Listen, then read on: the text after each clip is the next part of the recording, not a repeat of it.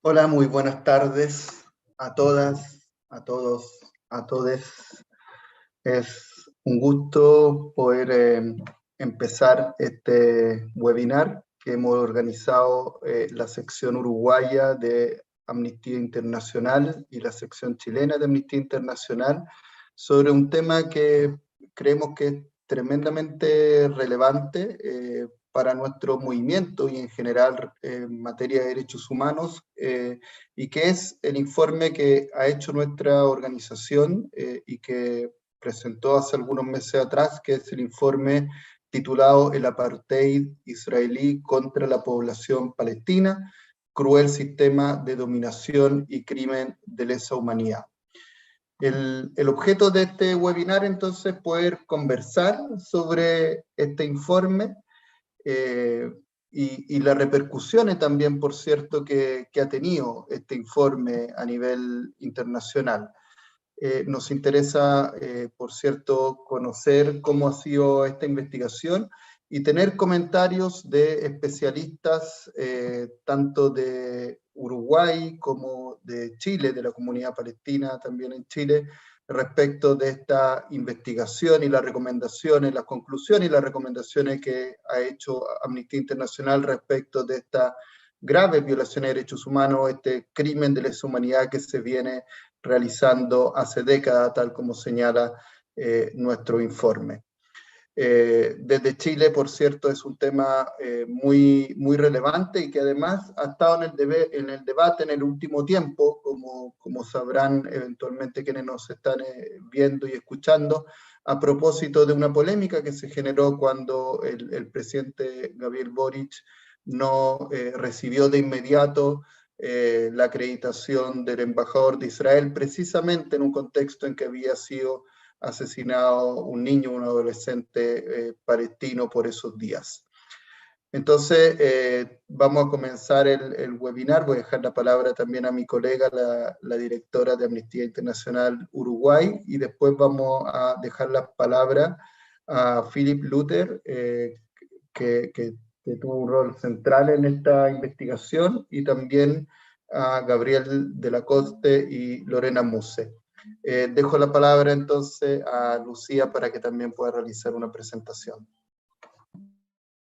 Bueno, muchas gracias, Rodrigo. Buenas tardes para todos, para todas.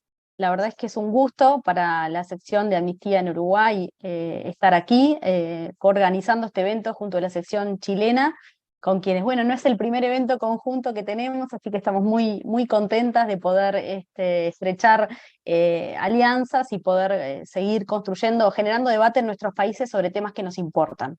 Así que este es un tema que nos importa y que justamente queremos impulsar y desarrollar también pensamiento crítico en relación con este tema.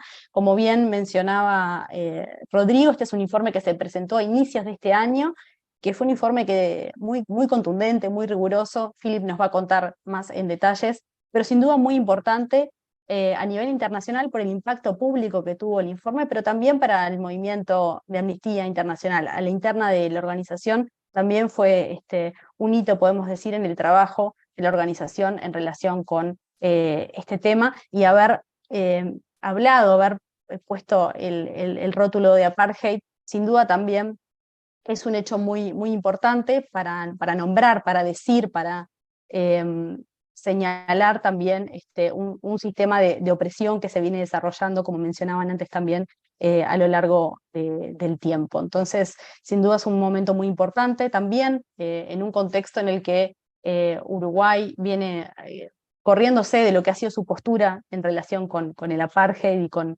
las acciones de Israel en los territorios palestinos ocupados, y eso nos debe preocupar y ocupar, y por eso también la importancia de poder generar conversación en torno a este tema, y también en un contexto de estrechamiento de los lazos de las autoridades actuales de nuestro país con el gobierno de Israel, todos asuntos que nos deben ocupar y reunir para la reflexión. Así que sin más preámbulo y agradeciendo también a quienes están acompañándonos hoy en este evento, darles la palabra y presentarles a este panel de lujo que tenemos. Como mencionaba Rodrigo, nos acompaña, tenemos el privilegio de tener a Philip Luther, que es el director de investigación para Medio Oriente y Norte de África del Secretariado Internacional de Amnistía Internacional, que ha sido una pieza fundamental en la elaboración de este informe, y tenemos también el privilegio de que hable español para poder compartir un poco, bueno, el contexto de este informe, los principales hallazgos y sin duda las recomendaciones que van a nutrir también los comentarios de Lorena Musa, que es antropóloga, que es expresidenta de la Unión General de Estudiantes Palestinos y activista de BDS en Chile. Es un honor contar contigo, Lorena, también hoy aquí. Y además de los comentarios de Gabriel de la Coste, bueno, que es amigo de la casa, también ha estado comentando otros eventos en su calidad de politólogo y periodista, escribe en Semanario Brecha, es docente además, y bueno, que nos va a estar también acompañando con un análisis político también de este rol de Uruguay, ¿no? Y de la comunidad internacional en este conflicto. Así que, sin más preámbulo y reiterando el agradecimiento, le damos la palabra entonces a Philipp Luther. Muchas gracias, Lucía. Muchas gracias, Rodrigo. Lo que voy a intentar hacer primero es compartir la pantalla que tengo, y porque tengo unas diapositivas. A ver.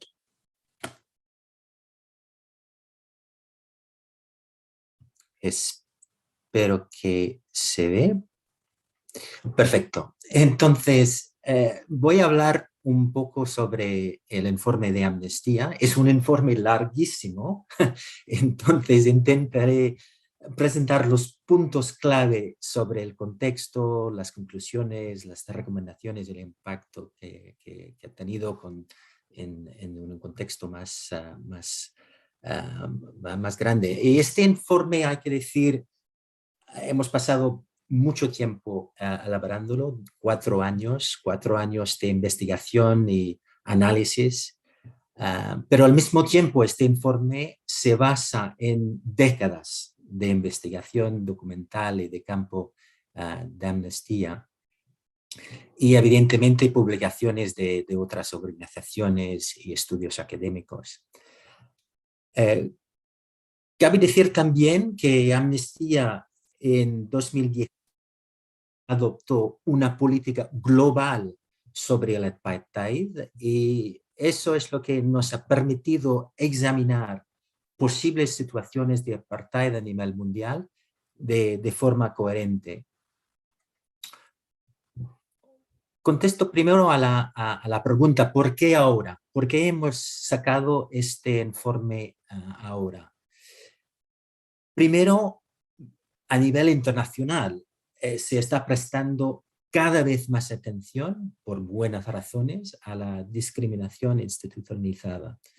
En Israel y en los territorios palestinos ocupados, ha aumentado mucho el debate sobre si existe una situación de apartheid o no. Las ONGs palestinas llevan años con estos argumentos, y en los últimos 2 años, muchas de las más importantes organizaciones israelíes de derechos humanos han llegado a la misma conclusión. Entonces era hora de que Amnistía adoptara una posición. Tercero, hay cada vez más preocupación que el enfoque adoptado por la comunidad internacional durante décadas, apoyar un proceso de paz, entre comillas, no nos está acercando a una paz duradera, sino alejándonos de ella.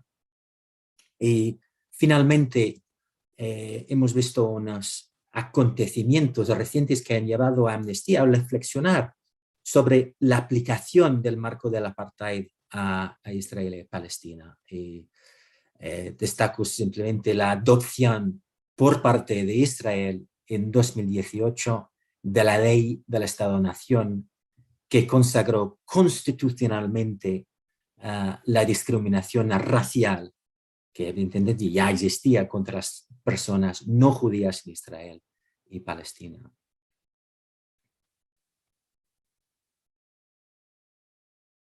Antes de todo, analizamos la definición de apartheid según el derecho internacional.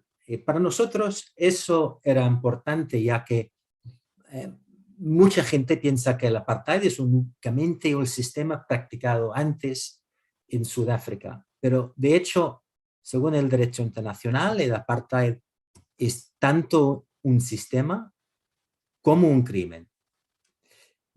Hemos empezado con el sistema, la idea del sistema de apartheid, que es tal y como prohíbe el derecho internacional, es un régimen institucionalizado de opresión y dominación de un grupo racial sobre otro, aplicado mediante leyes, políticas y prácticas. Y primero establecimos las intenciones del Estado israelí a través de las declaraciones de líderes, de otros, de sucesivas administraciones, de que su objetivo es la hegemonía demográfica judía. Y luego, a continuación, hemos destacado 4 estrategias que Israel ha empleado para oprimir y dominar a los palestinos. En primer lugar, abordamos la fragmentación territorial de la población palestina entre Israel, Jerusalén Oriental, el resto de Cisjordania, la Franja de Gaza y la diáspora de refugiados palestinos. Por supuesto, reconocemos que una parte de la población tiene el derecho a votar, presentarse a las elecciones, pero a pesar de que Israel controla aspectos importantes de su vida cotidiana, solo el 25% de los palestinos en Israel o los territorios ocupados tienen ese derecho a votar. En segundo lugar, abordamos la segregación de los palestinos por parte de Israel.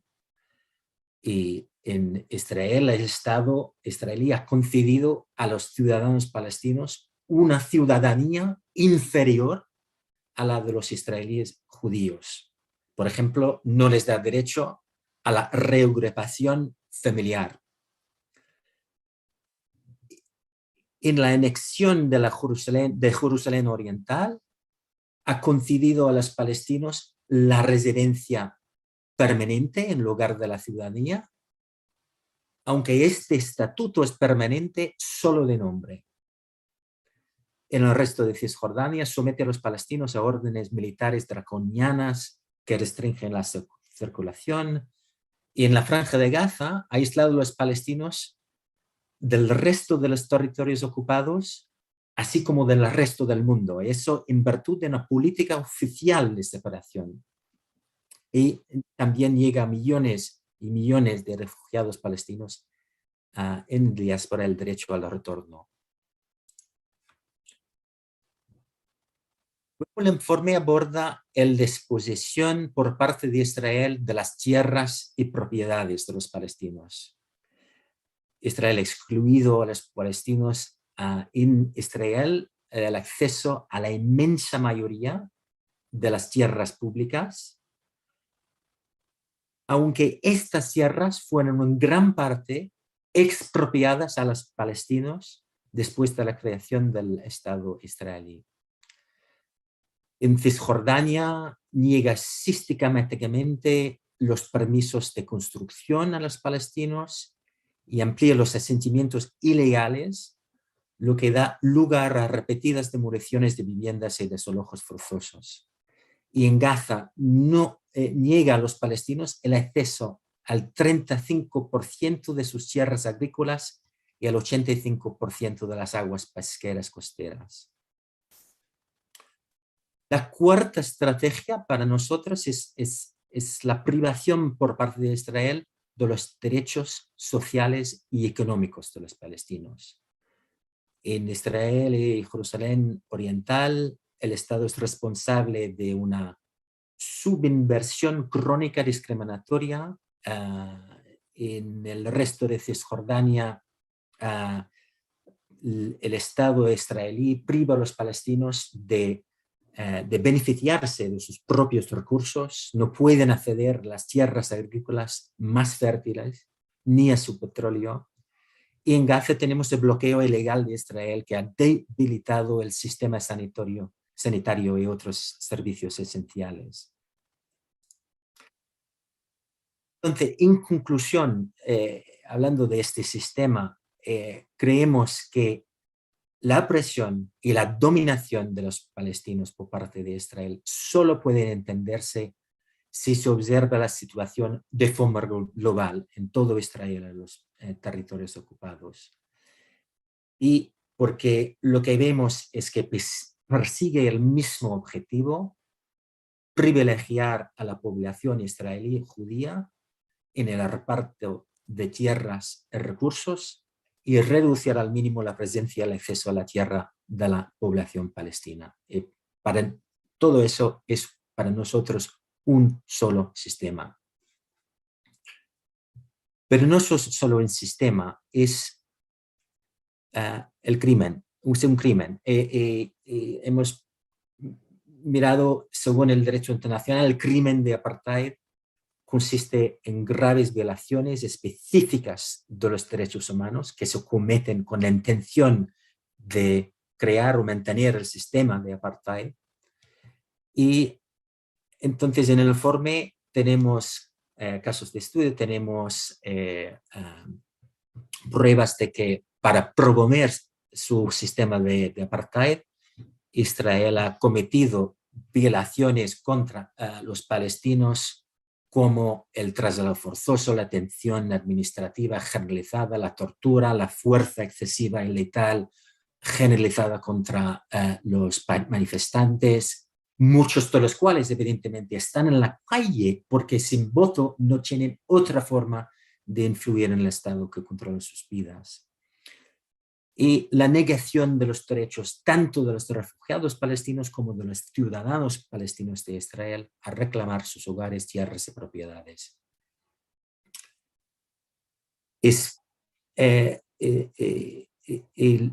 Consideramos, entre otras cosas, el hecho de que muchas de estas violaciones están apoyadas por la ley israelí, y el fracaso total de los tribunales israelíes para detenerlas. Y es por todo eso que hemos concluido que las violaciones cometidas constituyen crímenes de lesa humanidad de apartheid.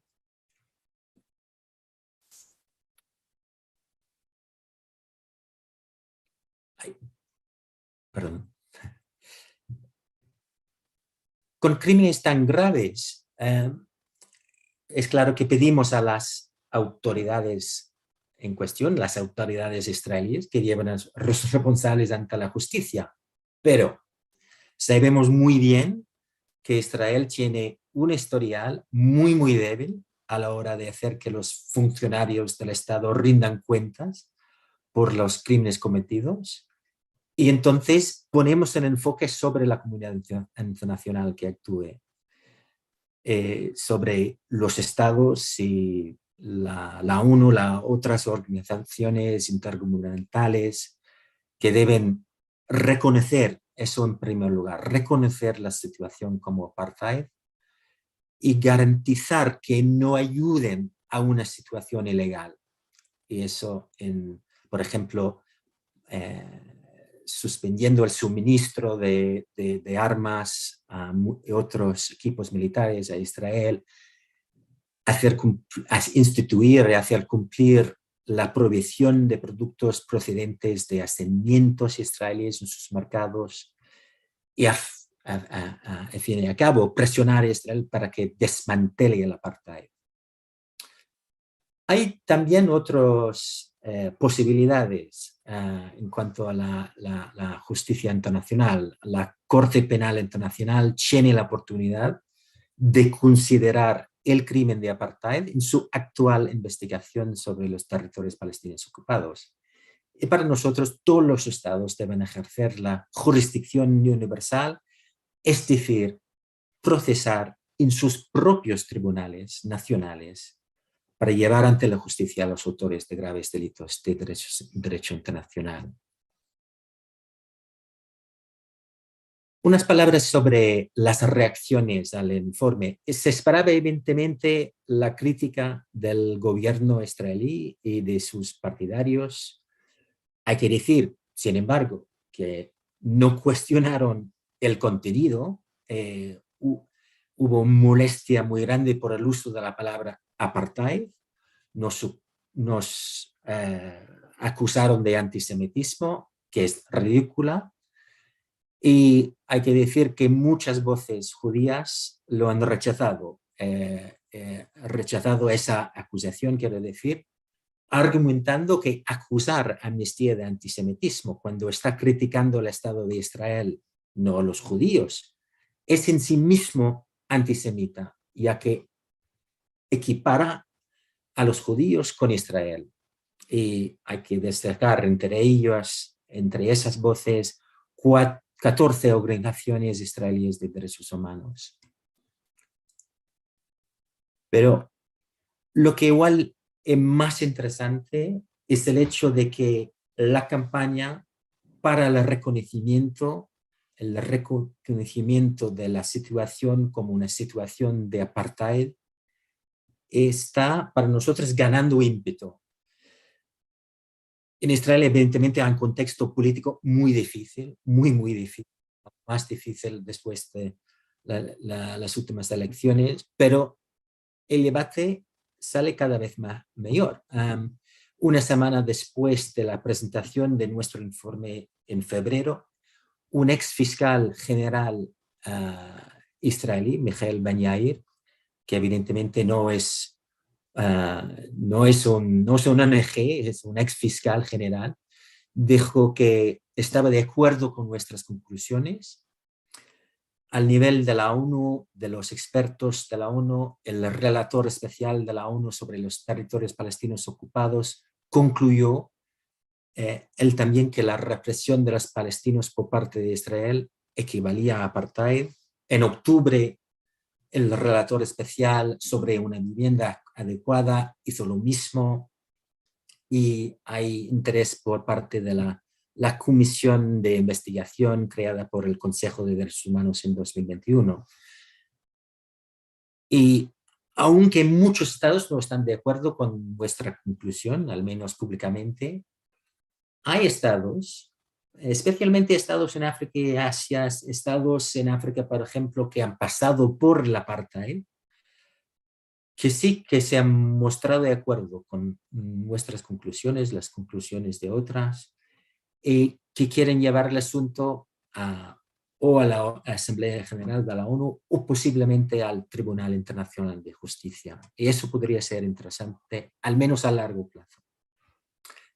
Y todo eso gracias a una aún más sólida coalición de ONGs internacionales, palestinas e israelíes, que utilizan el marco del apartheid y hacen llamamientos juntos. Entonces, para concluir, hay ímpetu ahora, pero hay un larguísimo camino por recorrer todavía. Muchas gracias.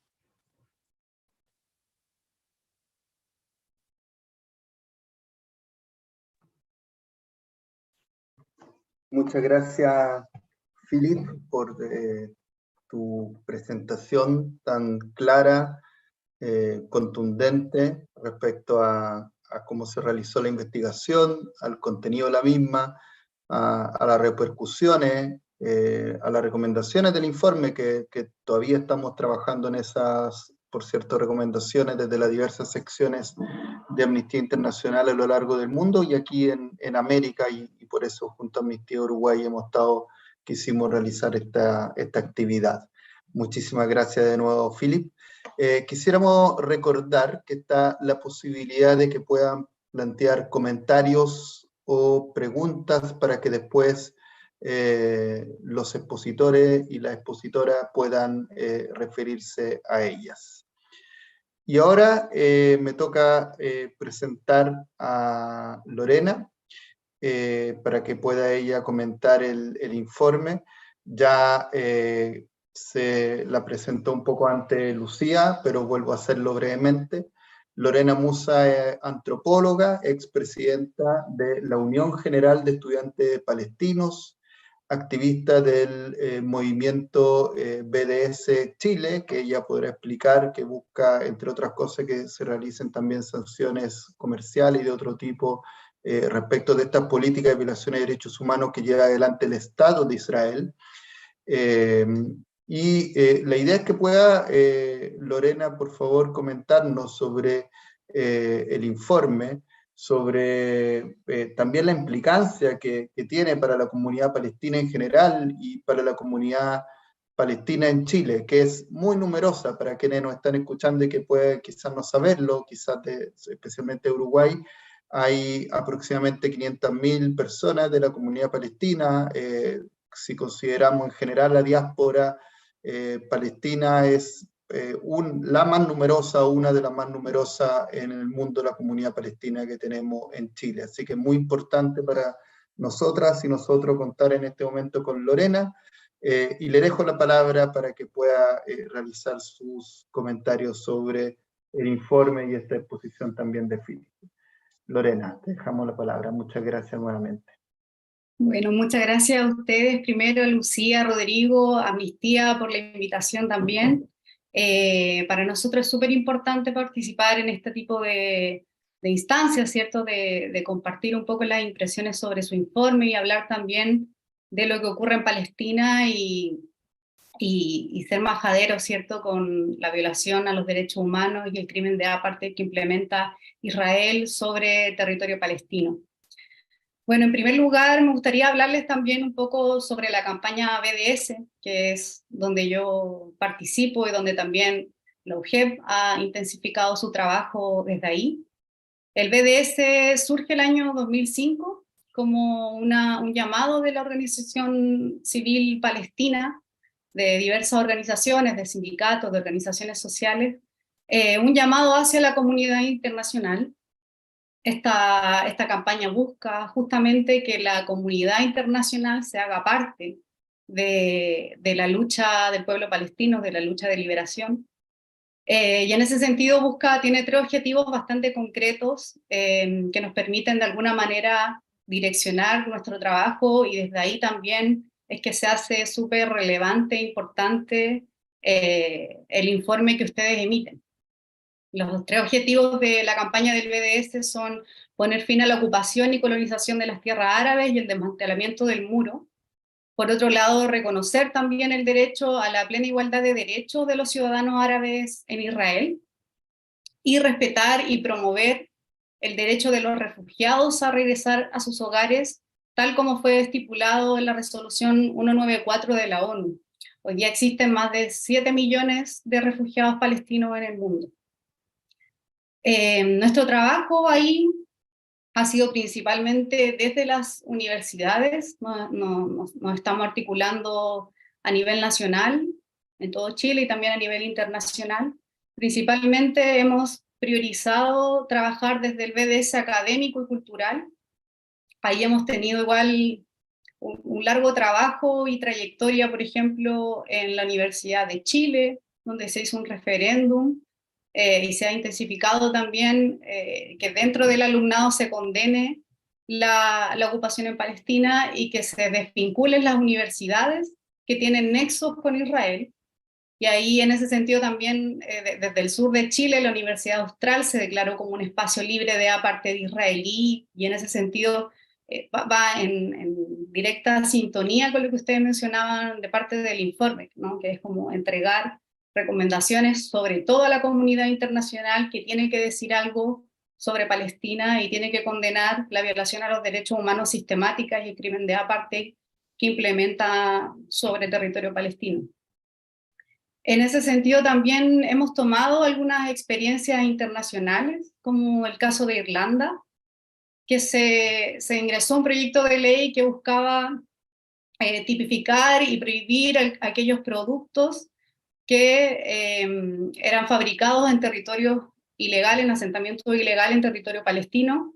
Y con ese mismo ejemplo lo hemos traído también a Chile, y con una bancada bastante amplia en términos políticos, se ha presentado un proyecto de ley que fue ingresado el año pasado, en junio del año pasado, si no me equivoco, que busca prohibir la importación de productos que son fabricados en asentamientos ilegales en Palestina. Y en ese sentido ha sido también súper importante para Palestina y para la comunidad palestina que diversos personajes del mundo político hayan puesto el acento en querer traer este proyecto, en trabajar por Palestina, en trabajar en pos de los derechos humanos, entendiendo que quizás muchas veces no se humaniza. En general se habla mucho de cifras, ¿cierto? En Palestina, que tantas personas mueren diariamente, o que tantas personas están en una situación de pobreza, o que tantas personas viven en un lugar inhabitable como lo es Gaza. Pero yo creo que estos proyectos lo que buscan de alguna manera es hacer saber, sobre todo a la comunidad, que de donde se extraen recursos naturales o se fabrican productos, es en el mismo lugar en el que llegan soldados y apuntan a niños, apuntan a ancianos y apuntan a toda la comunidad en el fondo y la atacan constantemente y la retiran de sus tierras, y tierras que son históricamente del pueblo palestino, del pueblo nativo, un pueblo indígena, y creemos que ese tipo de medidas son un camino también hacia la paz, que está también tan manoseada y es tan reiterativa por parte de los estados, pero cuando se trata de Palestina finalmente nadie responde, ¿no? No hay una medida concreta de parte de los estados, y yo creo que hacia ahí hay que avanzar, y sobre todo la importancia del informe de Amnistía corre por bajo dos miradas o desde dos puntos de vista al mismo tiempo, que la primera es la difusión y la sensibilización de la comunidad internacional ante un crimen de apartheid, y traer nuevamente esa palabra que es tan dura también hacia toda la comunidad, porque todos nos recordamos a Sudáfrica, pero hoy día se está cometiendo un crimen de apartheid en Palestina, y se habla bastante poco, o se tiene muy poco criterio al operar desde la comunidad internacional. Y en ese sentido también nos favorece a nosotros como organizaciones que trabajamos por los derechos del pueblo palestino como un instrumento que finalmente nos sirva a nosotros para promover el respeto a los derechos humanos y condenar las violaciones constantes que ha tenido Israel sobre el territorio palestino. También ahí veo yo que hay una importancia y una relevancia desde nuestro gobierno, que es una oportunidad también. El presidente Boric continuamente ha defendido los derechos humanos del pueblo palestino. En su primer discurso ante la ONU llamó a no naturalizar las permanentes violaciones a los derechos humanos contra el pueblo palestino, y eso es un valor también, y es una esencia que yo creo que se debe reforzar, y sobre todo empezar a generar acciones concretas, como por ejemplo este proyecto de ley que prohíbe el ingreso de productos que son hechos en asentamiento ilegal en territorio palestino. Ahí yo veo una importancia no menor, y también por lo mismo el sionismo ha atacado tanto ese tipo de iniciativas, porque tenemos una herramienta que hoy día se debiera empezar a impulsar, sobre todo desde la institucionalidad, y que nos permita justamente reconocer el derecho que tiene el pueblo palestino de su autodeterminación y establecer también su propio Estado libre y soberano. Así que, bueno, eso, no sé si tienen alguna pregunta más allá. Me dijeron igual que el tiempo era acotado, así que... Muchísimas gracias, Lorena. Ha sido súper clara tu exposición. Creo que has marcado con mucho énfasis y bueno, explícitamente la relevancia de este informe, también la importancia, bueno, cuantitativamente, pero también cualitativamente, de la comunidad palestina en Chile, y cómo esto es un tema importante de agenda para ustedes, pero sobre todo también hacer énfasis en esta dimensión de la comunidad internacional, ¿no? Que no hay lugar aquí para la neutralidad, ¿no? De acuerdo a la gravedad de las violaciones a los derechos humanos que están siendo documentados, ¿no? Están sucediendo y se han documentado en este informe. Entonces, creo que de tu presentación ha sido muy clara en esto de empujar cuál es el rol y marcar claramente cuál es el rol de la comunidad internacional en este asunto y que sin duda hay mucho camino aún por recorrer. Así que muchísimas gracias. Y entonces le vamos a dar la palabra ahora a Gabriel de la Coste. Te presento, Gabriel, nuevamente, rápidamente para quienes se hayan sumado recién. También reiterarles que está el chat abierto para que puedan hacer preguntas y comentarios que luego de la presentación de Gabriel vamos a retomar. Así que le vamos a dar la palabra entonces ahora a Gabriel de la Coste, que es politólogo y periodista. Y bueno, y queremos compartir con él justamente un poco de su perspectiva de análisis más internacional, haciendo también una contraposición, obviamente en relación al conflicto, a la situación, a lo que plantea el informe, pero provocando también la discusión del rol de Uruguay, ¿no? Y atándolo con esto que traía Lorena del rol de la comunidad internacional y los distintos países en relación con esta situación. Así que, Gabriel, muchas gracias. Un lujo tenerte aquí. Bueno, hola, buenas tardes. Muchas gracias, Lucía, por la presentación y muchas gracias, Amnistía, por la invitación. Bueno, yo, si fuera por mí, la verdad que me quedaría escuchando toda la tarde a Philip y a Lorena, que tienen una experiencia muy directa en esto y creo que, bueno, lo primero que voy a decir es lo más importante que voy a decir y lo voy a repetir todas las veces que pueda.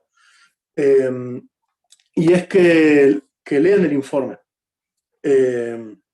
Es corto, vale la pena leerlo, tiene mucha información, y me parece que lo más importante que se puede hacer en una reunión de estas características es invitar a quienes estén presentes y a quienes escuchan después en las redes a que lo lean, a que vean qué es bien lo que se dice, a que vean lo documentado que está en lo que se dice empíricamente, y que independientemente de las opiniones políticas o la religión o las consideraciones que cada uno quiera hacer, este informe habla de cosas que pasan, que han pasado, que están documentadas y que van a seguir pasando en la medida que los actores que tienen poder sobre la situación no actúen. Entonces, eso, léenlo. Simplemente, si uno mira el índice del texto, es escalofriante. Segregación, desposesión, negación de la residencia y la vida familiar, discriminación, traslados forzosos, detención administrativa, lesiones graves, negación de derechos y libertades fundamentales, persecución, tortura a la población palestina. Todo esto debidamente documentado, después de una larga investigación. Y esto no me voy a cansar de remarcarlo. Entonces, lo primero es entender la magnitud y la gravedad de estos hechos. Y lo segundo es cómo este informe, muy acertadamente y junto con denuncias que se vienen haciendo hace mucho tiempo de parte de las organizaciones palestinas y también de muchos lugares del mundo, que es que estos crímenes, estos atropellos, no son hechos aislados, sino que forman un sistema, que en este informe es caracterizado como un apartheid. Y esto es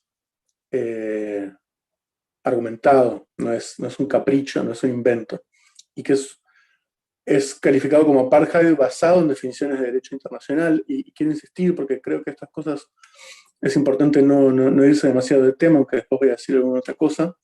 Es importante entender que el apartheid es de algún modo un régimen político social, pero es sobre todo un crimen. Es un crimen contra los derechos humanos, es un crimen contra la humanidad. Y eso no es menor, y que además el hecho de usar esta categoría realmente nos pinta una imagen, nos da una posibilidad de entender esa situación con profundidad. Entonces yo creo que es interesante pensar el apartheid como en términos de derecho y como crimen, pero también como una categoría analítica. El informe habla de algo que yo creo que es muy central, que es la cuestión de la justificación de estas acciones con la defensa, que en América del Sur sabemos muy bien, de de delitos de lesa humanidad justificados con argumentos de seguridad nacional. Y creo que es muy importante entender, el informe lo hizo de una forma muy medida, incluso admitiendo la posibilidad de que los derechos se puedan recortar en ciertas situaciones, pero que aún si uno aceptara eso, este tipo de delitos en esta escala y en esta continuidad del tiempo no estarían justificados. Y yo creo que a eso habría que agregar también la cuestión de la colonización, que también está ampliamente establecida en el derecho internacional y en la doctrina de Naciones Unidas, de que la humanidad se ha propuesto terminar con la colonización. Y en Israel-Palestina hay una situación de colonización que sigue, que continúa, es decir, que no solamente no está retrocediendo, sino que se siguen construyendo colonias, asentamientos ilegales. Además, bueno, sin ni empezar a hablar del bloqueo a Gaza, un sitio, una ciudad entera. Entonces, bueno, yo quiero empezar por esto porque independientemente de todas las consideraciones políticas que uno pueda hacer, acá lo que hay son hechos. Son hechos que van en contra del derecho internacional, que Uruguay, entre otros muchos países, asumió en su propia legislación. Y eso implica una responsabilidad para el país. El informe hace recomendaciones al Estado israelí, a los demás estados, a diferentes instituciones internacionales, a las organizaciones de derechos humanos y a las empresas. Y bueno, como decía Lucía recién, desde Uruguay, una de las cosas, no la única, pero una de las cosas que tenemos que prestar atención es en qué medida las acciones y las posiciones del Estado uruguayo cooperan con los pasos que pueden darse para el desmantelamiento del apartheid. Y en esto, lamentablemente, Uruguay más bien se está alejando del cumplimiento de estas recomendaciones. Y de hecho yo creo que sería interesante pensar cómo hacer un informe de en qué medida Uruguay cumple con estas recomendaciones de forma sistemática. Pero así, a vuelo de pájaro, uno puede ver algunas tendencias. Hay una nota en Brecha de Francisco Claramunt y Venancio Acosta del 2021 sobre algunas votaciones de Uruguay en el Consejo de Derechos Humanos de Naciones Unidas, donde Uruguay había votado en contra de establecer una comisión de investigación permanente por los crímenes de guerra y los abusos sistemáticos en Israel, Gaza, Cisjordania ocupada y Jerusalén del Este. Este voto en contra de Uruguay es un cambio de posición respecto a la posición anterior de Uruguay, lo cual es altamente preocupante porque Uruguay había tenido una posición de acompañar ese tipo de iniciativas. Y eso se está manteniendo. De hecho, ahora veía en el Twitter de la embajada, en la cuenta de Twitter de la embajada del Estado palestino en Uruguay, que hablaban de una votación hace muy poquitos días en la cuarta comisión de la Asamblea General de Naciones Unidas, que es una comisión que trata temas políticos y de descolonización, que Uruguay se abstuvo en una votación para pedir una opinión a la Corte Internacional de Justicia sobre la situación en esa región. Y que de hecho la cuestión de la Corte Internacional de Justicia es tratada en el informe. Y después está la cuestión del proceso de negociación de un tratado de libre comercio entre el Mercosur e Israel, Mercosur del que obviamente Uruguay forma parte, y que yo creo que sería muy importante que en ese proceso los estados del Mercosur, entre ellos Uruguay, lo usen y presionen para ver en qué medida eso puede hacer que el Estado de Israel sienta alguna presión sobre las violaciones de derechos humanos. Yo creo que una reflexión que es interesante con todo esto tiene que ver con la utilidad del paradigma de derechos humanos para entender ese tipo de situaciones, para documentarla, para decir, bueno, esto no se puede hacer, esto tiene tales consecuencias, pero tiene también, por supuesto, sus límites, porque evidentemente un apartheid no está hecho solamente de ciertas cuestiones jurídicas que uno puede mover a piacere. Evidentemente, si uno piensa el caso sudafricano, muy superficialmente, ¿no? Pero bueno, el caso sudafricano, perdón, fue un caso donde el fin del levantamiento de la apartheid implicó cambios muy profundos en cómo se concebía ese país, incluso hasta en sus símbolos nacionales, ¿no? Porque la apartheid es una organización de una sociedad y de un Estado en su conjunto. Entonces, hay que pensar, va a ser responsabilidad de todos los actores involucrados, pensar imaginar, pensar, proyectar qué tipo de acciones implicaría esto más allá de lo imperativo que es que se haga, ¿no? Pero el cómo, y el cómo político, y el cómo en las narraciones históricas, y el cómo simbólico, acá va a ser muy importante. Ya se dijo hoy que esto políticamente hoy es muy complicado en Israel. En Israel, lamentablemente, hay una especie de círculo vicioso de retroalimentación, de radicalización hacia la derecha del campo político, donde organizaciones muy extremas están teniendo mucho peso en el Parlamento y condicionando los gobiernos, y que además esto se suma a la complejidad geopolítica, el rol que tiene Israel en la estrategia de Estados Unidos, especialmente a partir de las guerras que los países occidentales desataron en varios países árabes y musulmanes, y esto en un momento geopolítico especialmente complicado, de relevo geopolítico, de crisis sistémica, además del rol que tiene Israel militarmente y su vínculo con redes logísticas, con la industria armamentística y el despliegue diplomático, político, propagandístico que Israel es capaz de desatar, por lo menos en algunos lugares del mundo. Hace algunos días, en las elecciones brasileñas, la esposa de Jair Bolsonaro votó con una camiseta de con la bandera de Israel puesta. Cosa que a mí me dejó bastante perplejo, pero que, bueno, habla de en qué nivel, ¿no? está esa política de alianzas, y también qué tipo de alianzas son, ¿no? Con qué tipo de actores. Yo creo que eso tiene que llamar a la reflexión a muchos sectores en el mundo en esta época de ascenso de las ultraderechas. Y bueno, y quizás el cambio de orientación de Brasil, del gobierno de Brasil, tenga consecuencias en esto, porque el gobierno anterior de Brasil tiene una posición bien complicada. Y bueno, esto no va a ser fácil, esto tiene una gran complejidad. Habría muchas cosas que se podrían decir, porque Israel no es cualquier país en la historia del actual régimen internacional que viene de la Segunda Guerra Mundial. La historia del pueblo judío no es la historia de cualquier pueblo en el occidente cristiano, y con toda su historia de antisemitismo.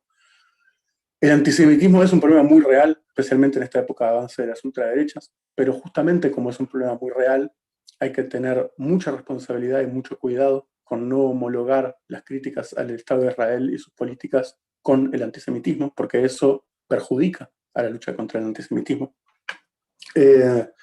Entonces, bueno, solo quería terminar agradeciendo por la invitación, por el informe, por el trabajo de toda la militancia, de toda la investigación que en esta organización y en muchas otras hay por esta causa. Como en mi pequeña historia personal, que mi abuela y mi bisabuela fueron mujeres judías huidas de los pogroms y de la guerra en Europa Oriental. Siento una responsabilidad por poner mi voz si me la piden, entonces corresponde que acá esté.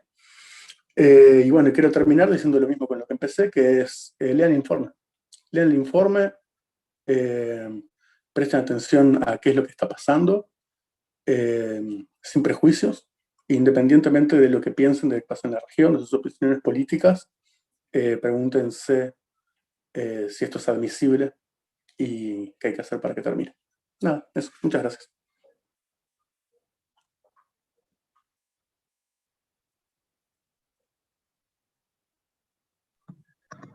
Muchas gracias, Gabriel. Sin duda muy interesante todo tu análisis, tanto desde una perspectiva de cuál es la mirada que ha habido desde la política uruguaya respecto al conflicto entre el Estado de Israel y la comunidad palestina, los territorios palestinos ocupados, y donde tú bien has señalado se cometen graves violaciones de derechos humanos, crímenes de lesa humanidad. Agradecemos tu invitación a revisar el informe, a leerlo. Por cierto, esperamos que así lo puedan hacer quienes nos están viendo y nos están escuchando. Tenemos algunas preguntas que voy a formular a nuestros dos grandes panelistas y a nuestra gran panelista también, Lorena Musa. Una primera pregunta espera un segundo que me pongo los lentes, es para Lorena, a ver si le parece poder responder esta pregunta que nos llegó, donde se pregunta respecto a las relaciones comerciales entre el Estado chileno y el Estado de Israel. Aquí de alguna forma se podría comentar también que Chile reconoce al Estado de Israel desde febrero de 1949, se han mantenido relaciones diplomáticas bilaterales permanentemente, y del 2010 Sebastián Piñera se convirtió en el primer presidente de Chile en realizar una visita oficial a Israel. Entonces se podría quizá referir en general a toda esta relación entre los dos países por parte de Lorena, en particular a las relaciones comerciales. Y bueno, esta posibilidad, esta oportunidad, como decía ella, quizás que se abre ahora de poder abordar esta violación de derechos humanos y el crimen de apartheid por parte de las actuales autoridades del Estado de Chile. A Philip queríamos preguntarle, por una parte, cómo veía el rol que podrían ocupar, que tener, digamos, las autoridades y los estados de América Latina, pero además hay una pregunta donde se consulta respecto a que habría un cierto doble estándar en la comunidad internacional para abordar los conflictos entre estados, las violaciones de los derechos humanos, y se pregunta esto respecto específicamente a la invasión de Rusia en Ucrania, donde había una respuesta en general bien fuerte de la comunidad internacional, y donde se consulta al menos de que esto no sería de la misma forma respecto a la ocupación de Israel en Palestina ya hace tantas décadas, especialmente respecto de algunos estados occidentales. A Gabriel quisiéramos consultarle respecto específicamente a la opinión que le merece el anuncio de la apertura de una oficina comercial en Jerusalén y el impacto que esto puede tener en el conflicto. Si puede abordar ese punto, y eso serían por ahora como pregunta, aunque nos están llegando alguna otra en el chat, así que veríamos si es posible también eventualmente abordarla. Dejo la palabra en primer lugar entonces a Lorena.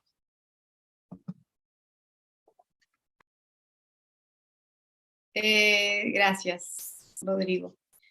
Sí, en cuanto a las relaciones comerciales, bueno, evidentemente como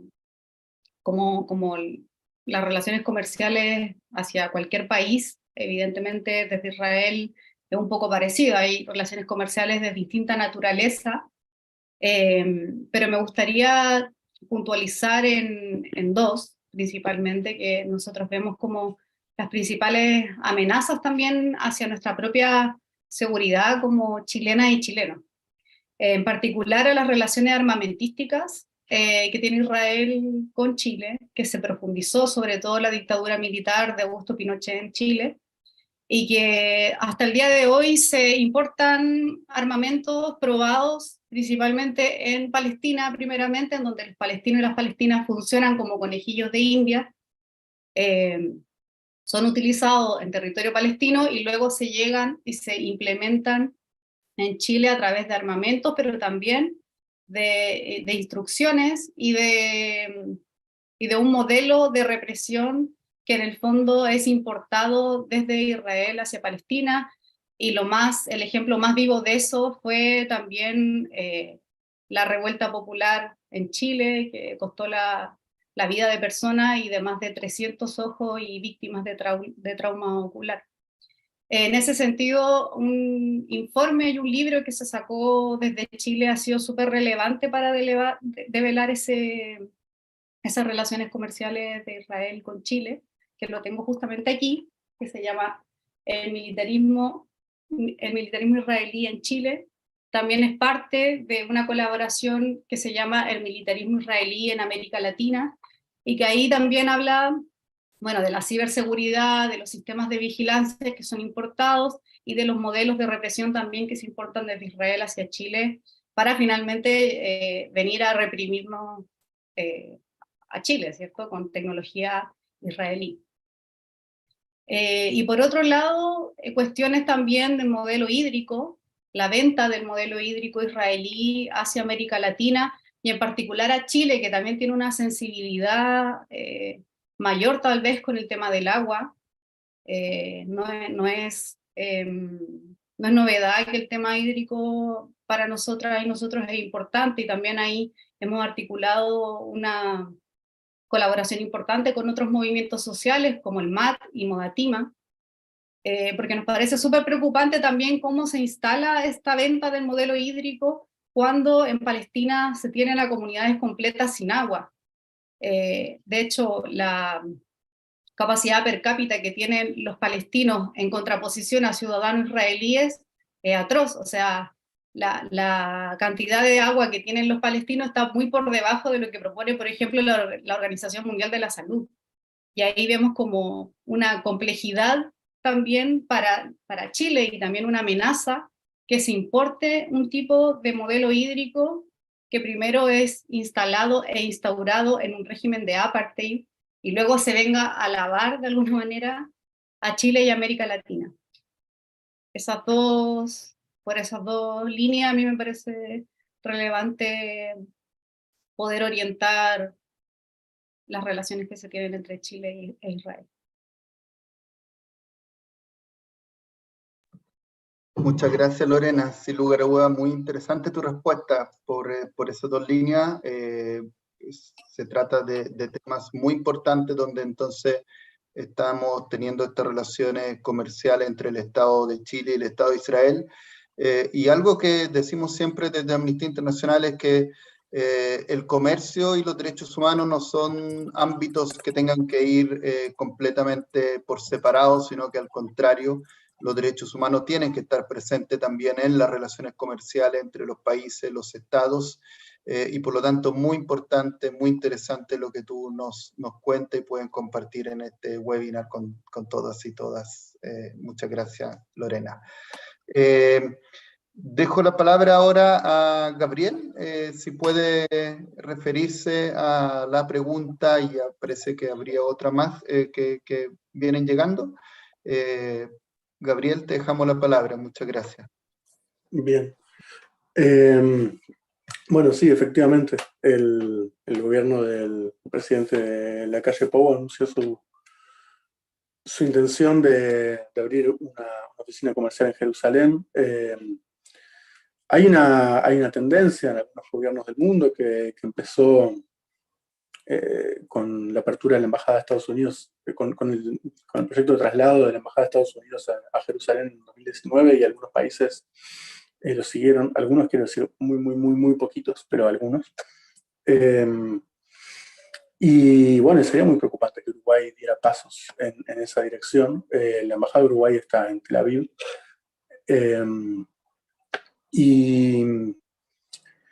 Y bueno, es lo que decía hoy. Hay una política general de acercamiento con el gobierno, con el Estado de Israel, del gobierno uruguayo actual.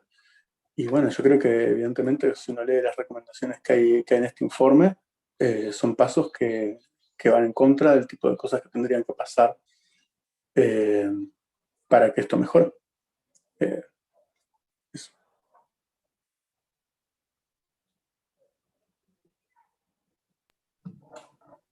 Muchas gracias, Gabriel, por tu respuesta, la claridad también de ella. Sin lugar a duda también puede ser muy interesante para quienes nos están viendo y escuchando. Y para terminar entonces con esta parte de comentarios, de preguntas, de respuestas, dejamos la palabra a Philip. Philip, por si te puedes referir a lo que señalé anteriormente y a la consulta también que nos llegó de quienes nos están siguiendo. Sí, muchas gracias, Rodrigo. Primero, igual voy a decir unas palabras sobre esa pregunta sobre la situación en Ucrania y la cuestión de doble estándar. estoy completamente de acuerdo, evidentemente.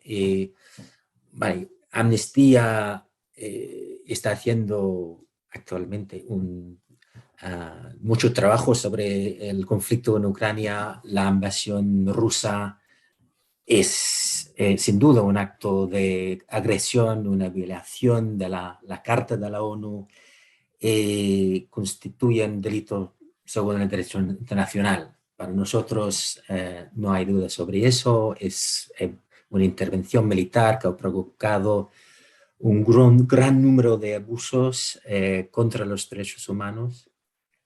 Pero es cierto que hay un estándar en el sentido de que evidentemente el tipo de ocupación es una ocupación que ha durado relativamente poco tiempo y estamos viendo una reacción de parte de los países occidentales completamente diferente a la reacción a una ocupación que ha durado más de medio siglo en Palestina.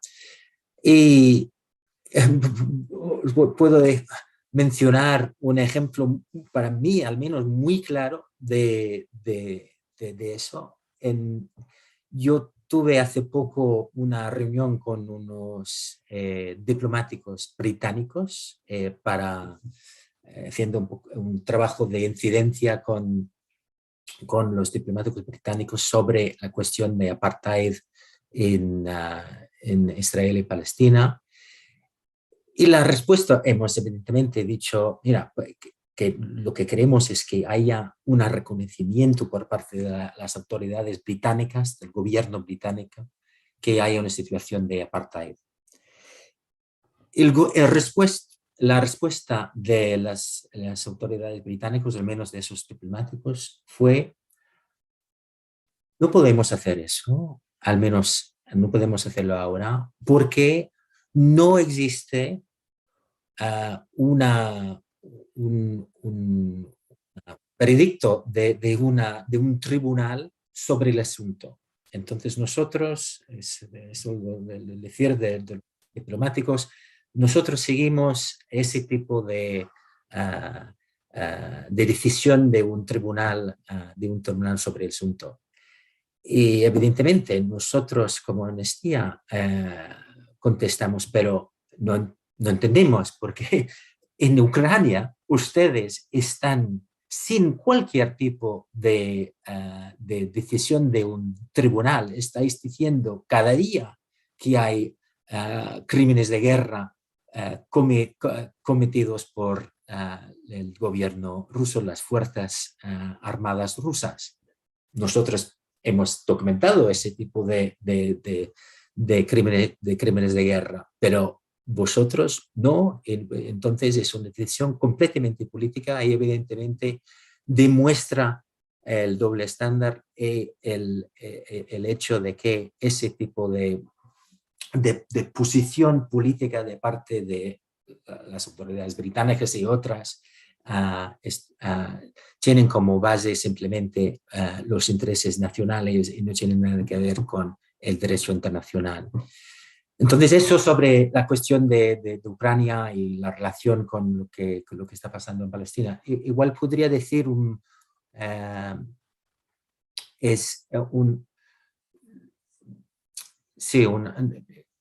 veo ahora que hay una pregunta sobre el contexto actual en Israel, la ola de extrema derecha, y es verdad que eso refuerza al nivel nacional, imagino, el apartheid israelí contra la población palestina, y es evidentemente por eso que nosotros no tenemos a Amnistía grandes esperanzas que haya un cambio a nivel nacional, a nivel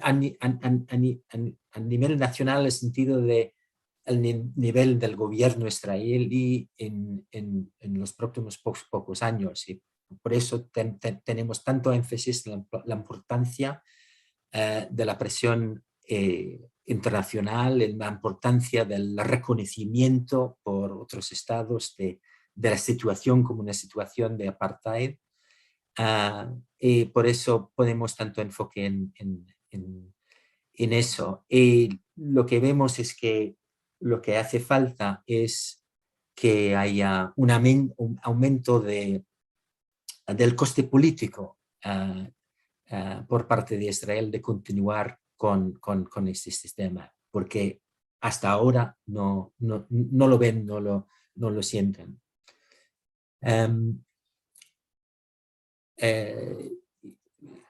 Igual paro aquí porque he hablado mucho, pero veo que hay otras preguntas y puedo contestar de aquí a un momento, si te parece bien, Rodrigo.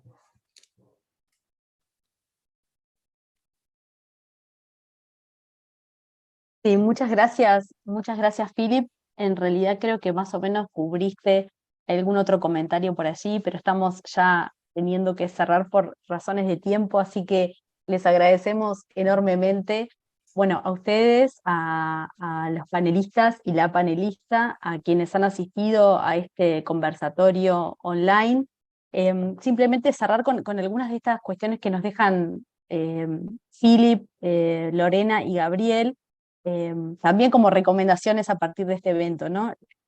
Retomar el informe, leer el informe, apropiarnos, reapropiarnos del informe y para seguir pensando, ¿no? Esta mirada como despojada también de a veces de tanta saturación, ¿no? Y de polarización también de los discursos, y entender qué es lo que está pasando en la realidad, basarnos en los hechos, en la evidencia empírica para tomar una postura, como apelando también a esa capacidad como de reflexionar, de generar conversación sobre este tema, que muchas veces nos hace falta, y de promover el pensamiento crítico en relación con este tema tan importante.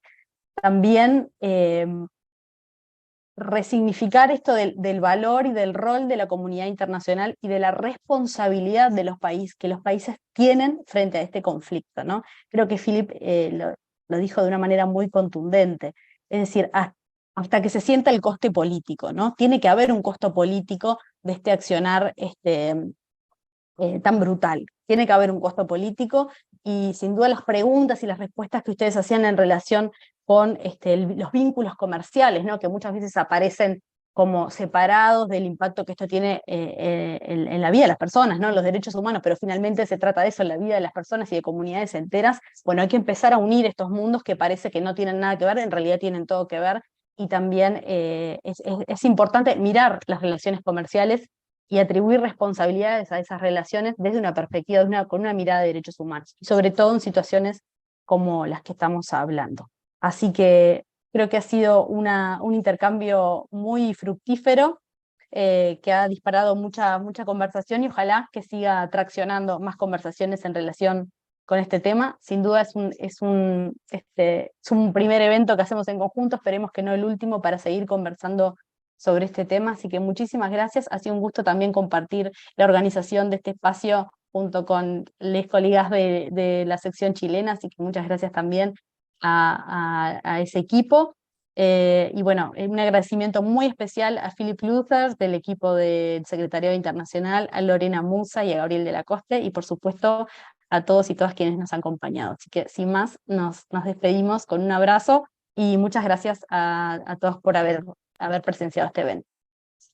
Rodrigo, si quieres. Solo unirme a tus palabras y agradecer a Lorena, a Gabriel, a Philip. Claramente nos ilustraron mucho respecto de este informe que hemos abordado hoy día. Agradecer también a las personas que han trabajado, como se dice, detrás de las cámaras para que esto pudiera resultar. Fue bastante trabajo, bastante pega. Y como decía Lucía, esperamos seguir encontrándonos, seguir haciendo actividad en conjunto entre la sección chilena, la sección uruguaya de Amnistía Internacional, y también, por cierto, es muy posible, Gabriel, Philip, Lorena, que volvamos a pedirle poder trabajar en conjunto este tema en el futuro, o eventualmente otros temas. Así que muchísimas gracias nuevamente a ustedes también, y a todas y todos quienes nos siguieron en esta transmisión. Muchas gracias a ustedes por la invitación.